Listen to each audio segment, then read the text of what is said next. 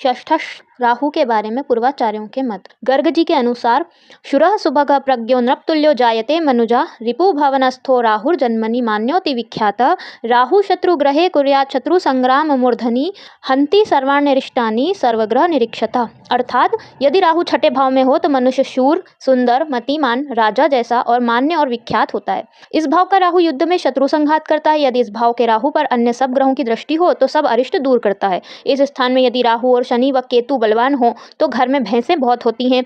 वशिष्ठ जी के अनुसार रिपु भवन गते शत्रु संताप हानिम, अर्थात यदि राहु छठे भाव में हो तो शत्रु से कष्ट नहीं होता। आचार्य जीवनाथ जी के अनुसार जिस मनुष्य के जन्म समय में राहु छठे भाव में हो उसकी प्रतापाग्नि में शत्रु समूह नित्य जलते हैं, अर्थात मनुष्य शत्रुओं का नाश करने वाला होता है। इस भाव के राहु के प्रताप से बल, शान, धन विशेषतः प्राप्त होते हैं। चाचा मामा आदि से कोई सुख प्राप्त नहीं होता। चमत्कार चिंतामणि भट्टनाथ जी के अनुसार जिस मनुष्य के छठे भाव में राहु हो शत्रुओं के जंगल को भी भस्मसात कर लेता है, अर्थात उसके शत्रु नष्ट हो जाते हैं। छठे भाव के राहु से मनुष्य का बल, बुद्धि, पराक्रम व अंतःकरण स्थिर रहता है। पृथ्वी में उसके जोड़ का दूसरा नहीं होता। हरिवंश जी के अनुसार छठे राहु होने से मनुष्य उग्र कुल में उत्पन्न होता है। यह वाहन, भूषण, अधिक धन और भाग्यवान होता है। इस भाव का राहु सुख, नैरोग्य तथा शत्रुराहित्य को देता है, अर्थात सुख देता है, रोग नहीं होता, आरोग्य रहता है इंसान और शत्रु रहित रहता है, मतलब शत्रु भी नहीं होते उसके, और होते भी हैं तो खत्म हो जाते हैं। मानसागरी जी के अनुसार यदि छठे भाव में राहु हो तो मनुष्य शत्रुओं का विनाश करने वाला होता है। छठे भाव का राहु पुत्र, धन, भोगों को देता है। इस भाव का राहु यदि उच्च का हो तो सब संकट नष्ट करता है। इस भाव के राहु से मनुष्य पर स्त्रीगामी भी होता है। महेश जी के अनुसार यदि छठे भाव में राहु हो तो अपने शत्रुओं का नाश करता है, इसे धन प्राप्ति होती है। इसकी कटी में पीड़ा होती है, इसके पशुओं को पीड़ा होती है, यह म्लेच्छों की संगति करता है, यह महान बली होता है।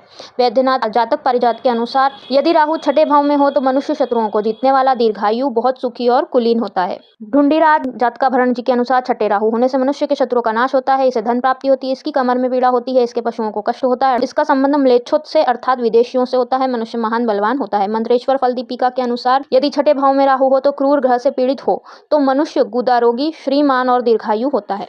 भृगु सूत्र के अनुसार छठे भाव में राहु हो तो मनुष्य धैर्यवान और बहुत सुखी होता है। यदि इस राहु के साथ चंद्रमा भी हो तो मनुष्य को राज स्त्री का उपभोग मिलता है, मनुष्य निर्धन और चोर होता है।